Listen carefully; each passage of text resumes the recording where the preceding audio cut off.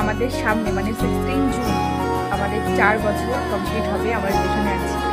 তো 4 বছরে আমি আমাদের কোনো হ্যান্ডমেড গিফট দিই, তো আমি ভেবেছি এই বছর তো দেওয়াই যায়।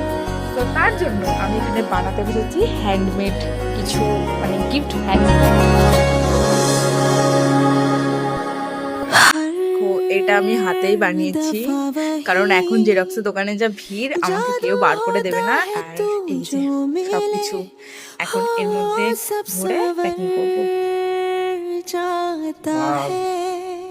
কেমন হয়েছে